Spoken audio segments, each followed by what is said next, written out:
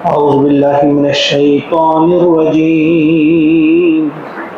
بسم الله الرحمن الرحيم.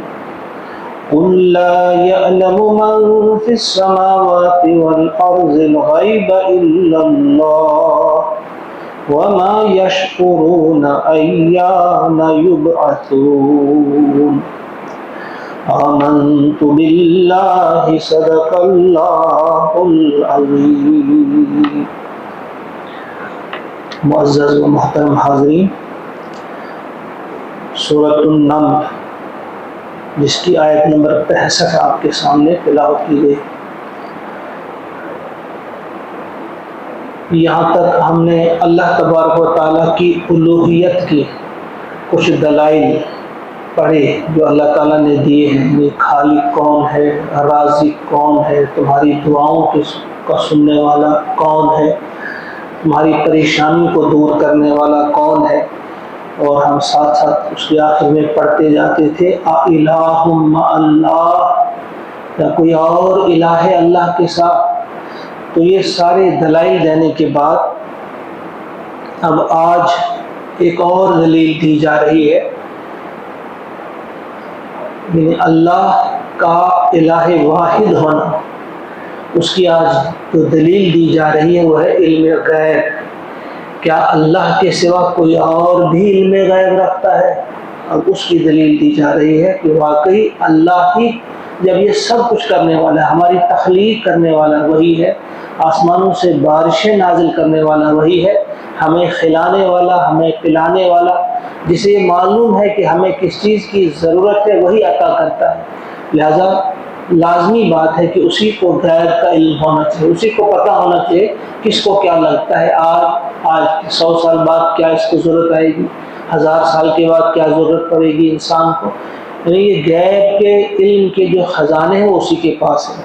اب اللہ کا ارشاد ہوتا ہے کل، اے نبی صلی اللہ علیہ وسلم آپ کہہ دیجئے، فرما دیجئے آپ، لا یعلم کوئی نہیں جانتا، من فی السماوات والارض جو بھی ہیں آسمانوں میں ہے یا زمین میں، جو بھی ہے وہ نہیں جانتے، الغیب غیب کا علم وہ نہیں رکھتے، الا اللہ سوائے اللہ کے.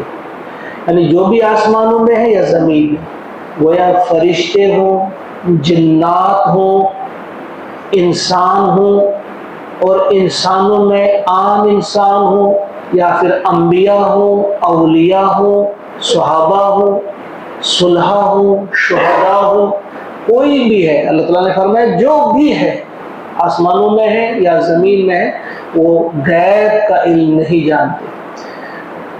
وما یشعرون اور انہیں تو یہ بھی شعور نہیں، ایان یبعثون کہ وہ کب اٹھائے جائیں گے. وہ لوگ جو قبروں میں ہیں انہیں اپنے اٹھائے جانے کا بھی علم نہیں ہے کہ ہمیں کب اٹھایا جائے گا. پھر انہیں کیسے غیب کا علم ہو سکتا ہے کہ قیامت کب آئے گی، کل کیا کرنے والے ہیں، ہم نے کیا کرنا ہے. یہ ممکن ہی نہیں ہے. تو اس آیت میں واضح ہو جاتا ہے کہ غیب کا جو علم ہے بغیر بتائے کوئی نہیں بتا سکتا سوائے اللہ کے. اللہ کے پاس جو ہے وہ ذاتی علم ہے، وہ ذاتی علم ہے. باقی اگر کسی کو اللہ تعالیٰ چاہے، جس طرح انبیاء میں سے ضروری کچھ باتیں جو غیب سے متعلق تھیں ان کو بتا دی گئی، جیسے نبی اکرم صلی اللہ علیہ وسلم کو جنت کا مشاہدہ کرایا گیا، جہنم دکھائی گئی، فرشتوں سے ملاقات کرائی گئی، انہیں یہ دکھا دیا گیا کہ فرشتے کس طرح سے لکھتے ہیں. کئی واقعات ایسے ہیں کہ ایک صحابی داخل ہوتے ہیں مسجد میں، ایک فرشتے کو دیکھ رہے ہیں حضور علیہ السلام کہ وہ لکھ رہے ہیں، ایک شخص کی نیکیاں لکھ رہے ہیں. یہ چیز دکھائی گئی انہیں. قبر میں ایک شخص پہ عذاب ہو رہا تھا، حضور کو دکھایا گیا. یعنی کچھ ایسی چیزیں ہیں جو خود اللہ تعالیٰ نے دی اپنے نبیوں کو، جن کی ضرورت تھی واقعی. تو اتنا غیب کا علم اپنے بندوں کو، خاص بندوں کو دیا گیا، بس وہ جانتے تھے. مکمل طور پر غیب کا علم وہ صرف اور صرف اللہ کے پاس ہے، کسی اور کے پاس غیب کا علم نہیں ہے. حضرت اکرمہ فرماتے ہیں کہ ایک شخص حضور علیہ الصلوۃ والسلام کی خدمت میں آیا اور اس نے کچھ سوالات کی. پہلا سوال کیا کہ اللہ کے رسول قیامت کب آئے گی. دوسرا سوال کیا کہ اللہ کے رسول قحط سالی نے ہمارا جینا دوبھر کر دیا، کب آئے گی بارش. تیسرا سوال کیا، اے اللہ کے رسول میری بیوی حاملہ ہے، کیا اس کے ہاں لڑکا پیدا ہوگا یا لڑکی. اس کے بعد سوال کیا کہ آج میں نے کیا کمایا، مجھے تو معلوم ہے، کل میں کیا کماؤں گا، مجھے بتا دیجئے کل میں کیا کماؤں گا. اور پھر آخر یہ سوال کیا کہ مجھے معلوم ہے کہ میں پیدا کہاں ہوا، کس جگہ میں، کون سی میری جنم بھومی ہے، دوسرے لفظوں میں کہاں پیدا ہوا، تو آپ بتا دیجئے کہ میری موت کہاں واقع ہوگی، کس جگہ میری موت آ جائے گی. تو اللہ کے رسول علیہ الصلوۃ والسلام نے سورہ لقمان کی آخری آیت پڑھی اور فرمایا کہ اس کا جواب اللہ تعالیٰ دے چکے ہیں. اللہ تعالیٰ فرماتے ہیں ان اللہ عندہ علم الساعہ، کہ بس اللہ ہی کے پاس ہے قیامت کی گھڑی کا علم، قیامت کب آئے گی. وَيَعْلَمُ مَا فِي الْأَرْحَامِ، وہی جانتا ہے کہ ماؤں کے پیٹ میں کیا پل رہا ہے، سعادت مند بیٹا ہے، بدبخت ہے، کس قسم کا ہے. وما تدری ان اللہ عندہ علم الساعہ وینزل الغیث، وہی جانتا ہے بارش جب ہوگی وہ آپ کے نفع بخش ہوگی یا نقصان والی بارش ہونے جا رہی ہے، وہ وہی جانتا ہے. اور وہی جانتا ہے کہ ماؤں کے پیٹوں میں کیا پڑ رہا ہے. وما تدری نفس بأی ارض تموت وما تدری نفس ماذا تکسب غدا، کوئی شخص یہ نہیں جانتا کہ اسے وہ کل کیا کرے گا. وما تدری نفس بأی ارض تموت، اور کوئی شخص یہ نہیں جانتا کہ کس سرزمین پہ اس کی موت آئے گی. جواب دیا گیا گویا ان چیزوں کا علم جو ہے صرف اور صرف اللہ کے پاس ہے. ہم آیت الکرسی پڑھتے ہیں، اس میں بھی ہم اس چیز کو پڑھتے ہیں یعلم ما فی السماء یعلم ما بین ایدیہم وما خلفہم ولا یحیطون، یہ سب کوئی آیت یاد ہے. آیت الکرسی جو ہے وہی جانتا ہے، کسی اور کے پاس اس کا علم نہیں ہے. اور ایک اور آیت ہے اللہ کا ارشاد ہوتا ہے وَعِندَهُ مَفَاتِحُ الْغَيْبِ لَا يَعْلَمُهَا إِلَّا هُوَ، اور اسی کے پاس ہے غیب کی کنجیاں. مفاتیح الغیب، مفتاح کی جمع، مفتاح ہوتا ہے چابی، مفاتیح غیب کی کنجیاں اسی کے پاس ہیں، اللہ کے پاس ہے، کوئی نہیں جانتا سوائے اس کے الا ہو. کئی آیات ہیں. بہرحال غیب کا علم جو ہے مکمل اللہ ہی کے پاس ہے. ہاں اپنے انبیاء میں سے جس کو جتنا چاہتا ہے وہ عطا کرتا ہے. تو فرمایا اس آیت کو ذہن میں رکھ کے، یہاں یہ عقیدے کی بنیادی بات ہے. اگر تھوڑا سا بھی ہل گیا انسان یہاں سے کہ نہیں کسی اور کو بھی معلوم ہے کہ میرا کیا ہونے والا ہے کل، تو وہ پھر مجھے پتہ نہیں کہاں سے کہاں پہنچا سکتا ہے. کسی فلاں پیر صاحب کو، فلاں مولوی صاحب کو، فلاں پنڈت جی کو، فلاں کو یہ چیزیں معلوم ہیں کہ وہ مجھے بتا دیں گی تمہارا کال کیا ہونے والا ہے، یہ کرو یہ مت کرو وغیرہ. تو یہاں انسان ہٹ جاتا ہے راہ مستقیم سے، دور کہیں کھڈ میں گر جاتا ہے. تو اس آیت کو ذہن میں بٹھا لو. صرف یہاں نہیں کئی جگہوں پہ یہ آیت آئی ہے، یعنی یہ اس مفہوم کی آیت قُلْ لَا يَعْلَمُ مَنْ فِي السَّمَاوَاتِ وَالْأَرْضِ الْغَيْبَ إِلَّا اللَّهُ، اے نبی صلی اللہ علیہ وسلم کہہ دیجئے آپ آسمانوں اور زمین میں کوئی نہیں جانتا، کوئی بھی نہیں جانتا غیب الا اللہ، سوائے اللہ کو. وما یشعرون ایان یبعثون، اور انہیں تو یہ بھی شعور نہیں، خبر نہیں کہ یہ کب اٹھائے جائیں گے.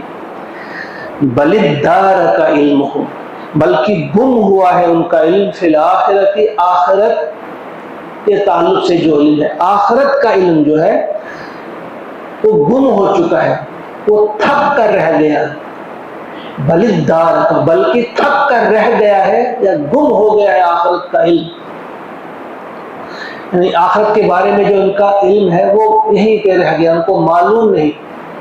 3 اس میں کیٹیگریز بیان کی اسی آیت میں اللہ تعالیٰ نے، بل ہم فی شک منہا، بلکہ یہ اس کے بارے میں شک میں ہے، آخرت کے بارے میں۔ اور تیسری کیٹیگری جو ہے بل ہم منہا عمون، بلکہ یہ اس سے اندھے ہیں، یعنی ان کی اندھے بنے ہوئے ہیں، وہاں سے انہیں آنکھیں بند کر رکھی ہیں۔ 3 قسم کے لوگ۔ پہلی قسم کن لوگوں کی ہے؟ جو پہلا جو گروہ ہے ادھر،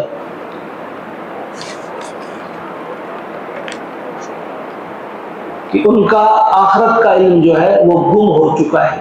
کچھ لوگ ایسے ہوتے ہیں انہوں نے اپنے علم دل میں وہ تمام چیزوں کا جواب جاننا چاہتے ہیں، آنکھوں سے دیکھنا چاہتے ہیں کہ کیا میرے سامنے کوئی آیا واپس مر کر، پھر ہم مانیں گے کہ باقی دوبارہ ہم زندہ کیے جائیں گے، کہیں حساب بھی دینا ہوگا۔ اور اپنے اس علم پر وہ قانے ہیں کہ اب ہمیں کوئی چیز ضرورت نہیں دیکھنے کی۔ ان لوگوں کو فرمایا اللہ تعالیٰ نے بل ادارک علمہم فی الآخرہ، تھک ہار کر رہ گئے ہیں، اب وہ مزید تحقیق کی وہ ضرورت ہی محسوس نہیں کرتے، بلکہ وہ سمجھتے ہیں کہ یہ ناممکن چیز ہے کہ دوبارہ ہم اٹھائے جائیں گے اور کہیں ہمیں حساب دینا ہوگا۔ یہ ایک کیٹیگری ہے، ایک لوگوں کا ذہن۔ اور دوسرا بل ہم فی شک منہا، وہ ہے جنہیں شک ہے، یعنی انہیں یقین نہیں ہے، کبھی وہ دیکھتے ہیں کسی چیز کو، ممکن ایسا ہو بھی، لیکن شک میں مبتلا ہے، یقینی کیفیت نہیں ہے۔ اور تیسرے وہ ہیں جن کی آنکھیں اندھی ہو گئی ہیں، یعنی وہ مشاہدات کرتے بھی ہیں، دیکھتے بھی ہیں، ان کے پاس سب کچھ ہے کہ دیکھتے ہیں، لیکن آنکھیں بند کر لیتے ہیں۔ ان کو سمجھ آ جاتی ہے کہ بھئی فلاں چیز جو ہے ہم تو دیکھتے ہیں کہ زمین مردہ پڑی ہوتی ہے، بارش کے بعد پھر زندہ ہوتی ہے، تو جب یہ زندگی ان کو عطا ہو سکتی ہے ہمیں بھی ہو سکتی ہے، لیکن پھر وہ آنکھیں بند کرتے ہیں، یار یہ ایسی چیز ہے، یہ ریلیونٹ نہیں ہے۔ فلاں چیز دیکھی، ہاں یہ ممکن ہے، ہونا چاہیے، لیکن پھر آنکھیں بند کر دی، زبردستی اپنے آپ کو گویا اندھا بنانا۔ تو یہ 3 قسم کے لوگ ہیں جو آخرت کے بارے میں جن کا یہ رویہ ہے۔ 3 قسم کے رویے۔ پہلا رویہ تھک ہار کر بیٹھ گئے، اب اس کے بارے میں سوچنا ہی نہیں ہے۔ دوسرا رویہ شک ہے، ہو بھی سکتا ہے نہیں بھی۔ تیسرا رویہ یہ ہے کہ وہ آنکھیں بند کر لیتے ہیں، وہ جاننا ہی نہیں چاہتے، وہ جاننے کی ان کے دل میں وہ خواہش ہی نہیں ہے کہ ہم جانتے، تحقیق کرتے، آخری حد تک جاتے نہیں۔ وقال الذین کفروا، اب فرمایا اللہ تعالیٰ نے وقال الذین کفروا، جن لوگوں نے کفر کیا انہوں نے کہا، کیا کہا؟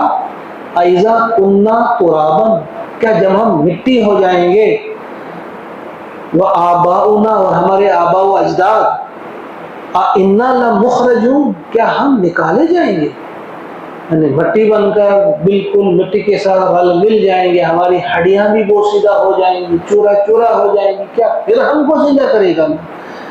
لقد وعدنا، اتنا ہی نہیں، اب آگے کیا کہا، اب وہ آگے اس میں بحث مباحثہ بھی اب کرنے لگے۔ اتنا ہی نہیں کہ یقین نہیں، بلکہ دوسروں کو بھی موٹیویٹ کرنے کی کوشش کرتے ہیں کہ بھائی دیکھو بھائی، لقد وعدنا، ہم دھمکائے گئے تھے، ہم سے وعدہ کیا گیا تھا یا ہم دھمکائے گئے تھے، ہذا، اس چیز کے بارے میں، نحن، ہم بھی، و آباؤنا، اور ہمارے باپ دادا بھی، من قبل، اس سے پہلے، یعنی ہمارے باپ دادا جو ہے ان سے بھی کہا گیا تھا کہ ایک دن مر کر زندہ ہونا ہے، حساب دینا ہے، مگر خالی دھمکی تھی۔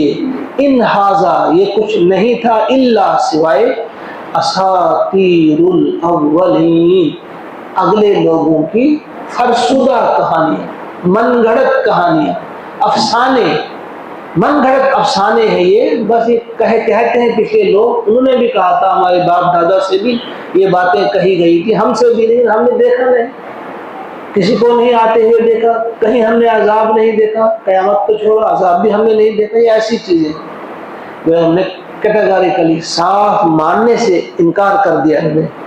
اب جواب میں کیا فرماتے ہیں اللہ تبارک و تعالیٰ؟ قل سیروا فی الارض، کہہ دیجئے آپ، سیروا فی الارض، زمین میں ذرا گھومو پھرو، سیر و سیاحت کرو، ذرا گھومو پھرو زمین میں، فانظروا، اور دیکھو، کیف کان عاقبۃ المجرمین، کہ کیسا انجام رہا، عاقبہ انجام کیسا رہا مجرمین کا۔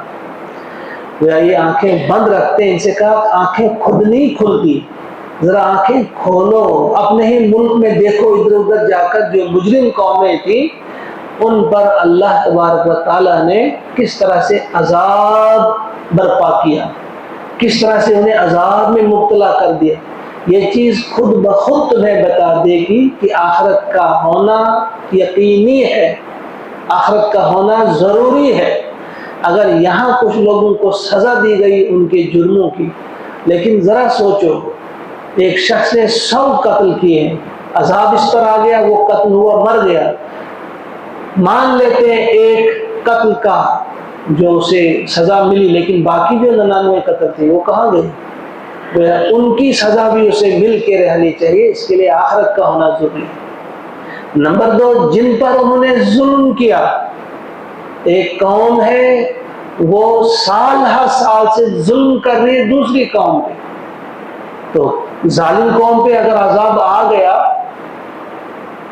جو مظلوم ہے ان کی داد رسی تو ہونی چاہیے، ایک دن تو ایسا ہونا چاہیے جو ان پر ظلم ہوا ہے، جن کا حق مارا گیا ہے، جو ستائے گئے ہیں، جو تڑپائے گئے ہیں، جن کے بچوں کو یتیم کیا گیا ہے، جن کی ماؤں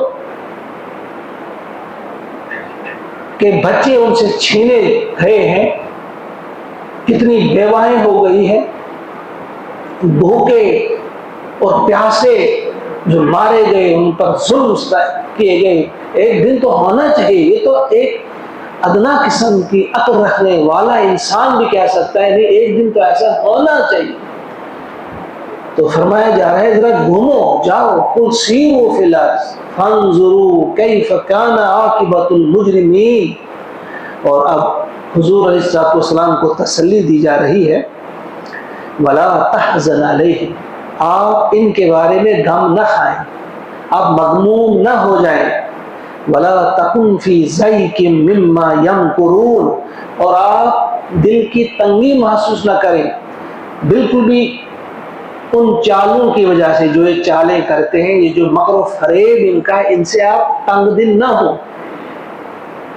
گویا حضور سے فرمایا اللہ تعالیٰ نے کہ آپ نے اپنا حق ادا کر دیا، اب آپ پریشان مت ہوں، ان کے بارے میں اتنا غم نہ کریں۔ سورہ کہف میں ہم نے پڑھا اور سورۃ الشعراء میں بھی ہم نے پڑھا کہ شاید اب آپ اپنے آپ کو ہلاک بھی کر ڈالیں گے، اِلَّمْ يَكُونُ اللہ یکون مومنین، اگر یہ ایمان نہیں لاتے الشعراء میں اور سورہ کہف میں، کہ شاید اب آپ اپنے آپ کو ہلاک بھی کر دیں گے اگر یہ لوگ ان باتوں پر ایمان نہ لائے۔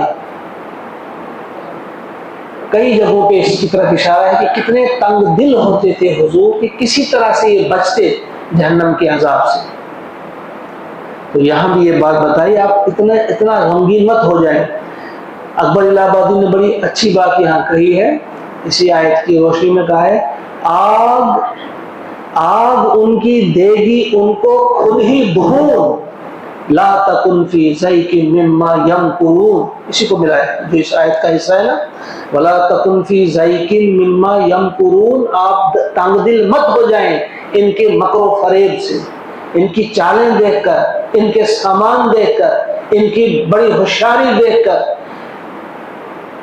ان کا مستعد ہونا، بڑی بڑی ٹیکنالوجیز ان کے پاس ہیں اور بڑی بڑی چالیں ان کے پاس ہیں، بڑے ماہر ان کے پاس ہیں، ہر معاملے میں یہ ماہر ہیں، تو ان کی یہ چالیں دیکھ کر آپ پریشان مت ہو جائیں، تنگ دل مت ہو جائیں۔ تو اکبر الہ آبادی نے کہا ہے آگ ان کی دے گی ان کو خود ہی بھون، یعنی بھون دے گی ان کی آگ ان کو، لہذا لا تکن فی ضیق مما یمکرون، آپ تنگ دل نہ ہو جائیں ان چیزوں کو دیکھ کر۔ فرمایا وَيَقُولُونَ مَتَى هَٰذَا الْوَعْدُ إِن كُنتُمْ صَادِقِينَ، اور دوسری بات یہ بولتے ہیں، کیا کہتے ہیں یہ؟ وَيَقُولُونَ، یہ کہتے ہیں، مَتَى هَٰذَا الْوَعْدُ، کب وہ وعدہ پورا ہوگا؟ یہ جو وعدہ کرتے ہیں، جو ڈراتے ہیں، جو دھمکیاں دیتے ہیں عذاب کی، کب ہوگا پورا؟ إِن كُنتُمْ صَادِقِينَ، بتاؤ اگر تم سچے ہو وہ وعدہ کب پورا ہونے والا ہے؟ تو جواب میں فرمایا قل اے نبی صلی اللہ علیہ وسلم بتا دیجیے آپ، عسا عجب نہیں، شاید ان یکون کہ وہ ہو، ردیف لکم بالکل تمہارے نزدیک، بعض الذی اس کا ایک حصہ، اس کا کچھ حصہ بالکل تمہارے نزدیک ہو، الذی تستعجلون جس چیز کی تم جلدی کرتے ہو، جس عذاب کے بارے میں تم جلدی مچا رہے ہو، عجب نہیں کہ وہ بالکل قریب لگا ہوا ہو۔ ردیف لکم، ردیف کسے کہتے ہیں؟ جب ایک شخص گھوڑے پر سوار ہوتا ہے، اگر کسی کو اپنے ساتھ اس نے اپنے پیچھے بٹھایا تو جو پیچھے بیٹھنے والا ہوتا ہے اسے ردیف کہتے ہیں، وہ بالکل اگلے کی پیٹھ کے ساتھ ملا ہوا ہوتا ہے۔ تو یہاں فرمایا بالکل نزدیک ہو سکتے ہیں عذاب، اور الفاظ استعمال کیے اللہ تعالیٰ نے عصا۔ علامہ بیضاوی کہتے ہیں کہ عصا اور سوف اور لعل، یہ تین الفاظ جب بادشاہ کی زبان سے ادا ہوں تو وہ یقین کے معنی میں ہوتے ہیں، وہ امید کے معنی میں نہیں، ممکن ہے نہیں، شاید نہیں۔ عام طور پہ عصا کے معنی بھی کیا ہے؟ شاید، لعل کے معنی بھی شاید ہے، لیکن جب بادشاہ کی زبان سے ادا ہوتے ہیں تو ان کا مطلب شاید نہیں ہوتا، یقینی طور پہ ہوتا ہے۔